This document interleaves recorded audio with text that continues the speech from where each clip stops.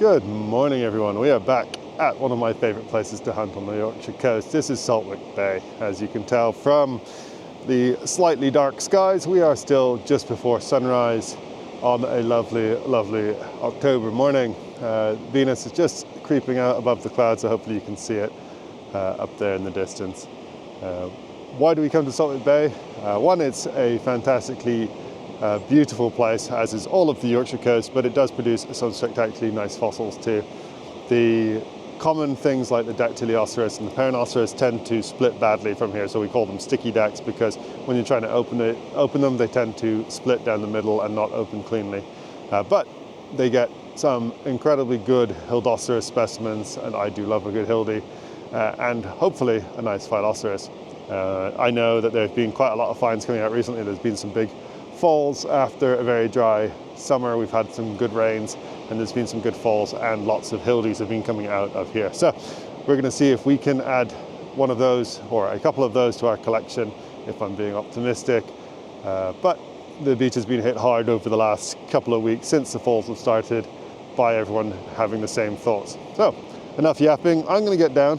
Instead of going that way, I'm actually going to go down bottom left here towards the left-hand side, just to check if there's anything in the falls down this side, because I am early on the tide as well, and it's still a bit risky, especially whilst it's still a little dark, to try and venture over those rocks. So we're going to take it nice and slow. I've got a head torch as well, just to do some searching whilst we wait for the sun to come up, and you might just see the sky slowly changing colours on us as the sun just starts to creep up over the top of the horizon in the distance, but blocked by the clouds. So we'll be back with you when we start finding some things. Nothing to the left, at least nothing fresh. It's all been very well washed though, which is a good sign. That's what we want, is the waves coming up to the cliffs and washing all of the little scree falls that have been happening and any of the big falls thoroughly. And so hopefully there is going to be some stuff for me when we get into the main stuff over this way. But as you can see, hopefully it's getting a lot brighter already. You can see the sand and everything without having a torch on it. And we've still got the head torch. We'll still use it, at least initially. But I'm hoping we're only 10 or 15 minutes before we don't need any sort of additional light whilst we start hunting. The other thing you find at Saltwick Bay are the footprints of dinosaurs. These are our modern dinosaurs, our birds. But you do get actual dinosaur trackways coming out of the sandstones at the very, very top of the cliffs. So we'll keep an eye out for some of those as well, just in case any exciting blocks have come down. We've had some nice stegosaur footprints over the last couple of years, and a few good theropod tracks, but a lot of the footprints now come from a lot further away in places that don't get hunted quite so frequently. But yeah, look at the sunrise coming out. It's beautiful here, it really is.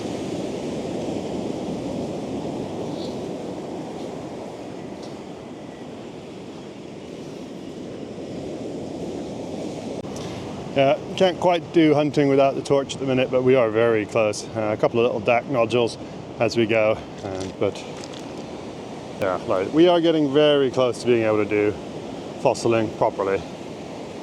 Much prefer it to. It's a lot easier to see everything rather than just hunting in one little beam of light. Bit tricky to see in the light, but that there is a philo, or at least a partial philo. Sadly, the whorl section on the outside all gone, but it's what we're looking for, and ideally one bigger than the block that it's in presently. But we'll keep going.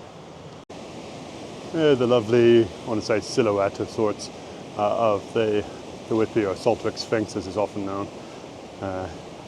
This last little thing, I am surprised is still here, and I think we always are, expecting the next big storm to take it away, but it stands for now.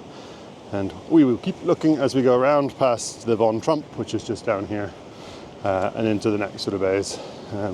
I have to say, those big falls that had happened, I think last winter, have all been thoroughly washed by the seas over the last couple of days. And so yeah, they don't look anything like they did when I was last here. But nothing good from them so far.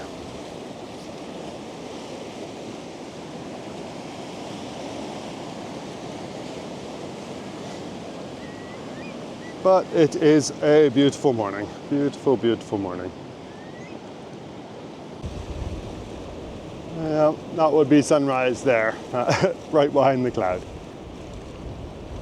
But yeah, it's plenty bright enough now to safely hunt around without the head torch on, which is quite nice.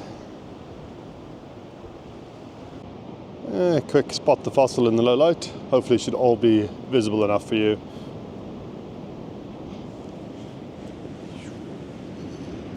Just a partial deck, so that will stay there. Saltwick is renowned for sticky decks and sticky fossils in general. And when I say sticky, I mean the matrix, the rock surrounding the fossil, tends to be so well stuck to the fossil that when you tap them, they tend to all fall apart. So a great example is this one. It's a beautiful looking nodule, but couldn't see anything anywhere around it, so I'm not going to just carry that off the beach. So you give it a tap just to check what's inside, if there's anything inside, and when you do that, they break horribly through the fossil. That is common. We don't tend to show off an awful lot of them because it doesn't make for great viewing, but it is good to know that this is what happens. You're not making a mistake if it happens. But it is why, if you find a fossil at Saltwick that you can see any of the outside of, it's generally good not to tap them because they tend to break apart like that. And if the question is why do you tap them, again, as I mentioned a bit earlier, if you don't tap your nodules, you end up walking off with about 500 nodules off a beach, and only about 20 or 30 of those will have anything in them. So we're doing it out of a bit of laziness, but also to make sure that we're only taking good fossils off the beach with us. You do get some lovely pseudos down here as well, and this is quite a nice looking one. Sadly, when I tapped it, this part broke into lots of pieces. It might go back on to rescue the shell for this side, but the sutures are really well preserved. That pyrite is beautiful, so I think we'll just take this side and leave the little bits there, just because that is lovely as is. I know you don't get bored of me showing you this scenery, but yeah, it's truly special out here.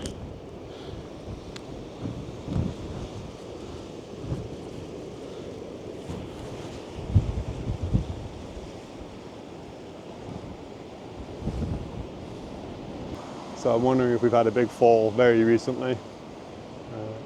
I will keep my distance, but keep searching down below where all the waves have been washing it. Yeah, signs of hildies everywhere, but sadly not complete ones.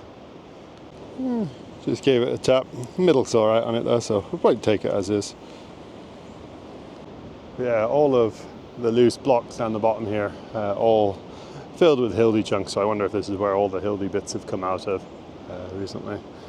And a couple more hunters have just made it down onto the beach. And there was a hildy in that one, although this outermost whorl looks like it's horribly displaced. We'll still probably take it, because I think this section here and the bit that's broken here will be okay. We'll see. That is how I like my decks though, even if they are from Saltwick. They all sit like that. I am more than happy to pick them up. A lovely big old piece of fossil wood, or basically a tree trunk at that size. So we will be leaving it there, but always nice to see. That view scale bar is many times the size of my foot. So yeah, nice. Yeah, I'm subjecting you to these terrible views again. I know. But it's beautiful out here. A few more people on the beach, so I'm scooting around to this last little bay and having a look, and then we'll head back and search everything that way. Well, this is a bit of a disappointment. I thought someone had tapped this nodule before, so I don't think twice about just hitting it again, because this is a big flat edge. And yeah, sadly, that exploded quite a nice sized pseudo with a nice little nutshell. So yeah, disappointing. I might take all those pieces and see if it'll go back together, but I'm not convinced it'll do very well. It's lots of fragments. Nothing special, a couple of pocket fossil decks, ones that will go in the pockets, and if anyone's looking for fossils and has not had much luck, they get handed to them on the way out. If not, they'll be dropped onto the sand for someone to find down the line. That's a nice little nodule. Shame the hildy's not bigger, but yeah, nicely preserved. I would tap it more, but there's a nice fracture running all the way through that I think if I hit it, this will just go in half. So we'll see. It's unusual that you get a tiny hildy like that in a nodule that big. So maybe there's something more in here. I doubt it, but we can live in hope. That's one mega belemnite battlefield right there. Sadly, not collectible, far too big, but really nice to see. Yeah, just about back to the first bay from the main beach at Saltwick. It's a gorgeous day, gorgeous day out here, and I cannot complain too much. Yeah, the finds have nothing special, but I got to get out fossil hunting for the first time in about a month, and yeah, that's a big deal nowadays. So I celebrate that where I can and get to enjoy being outside in this lovely place again. We'll have another hunt in the first sets of falls now that the tide's out and it's a bit safer to do so. And I'll be back when we either find something or we're wrapping up.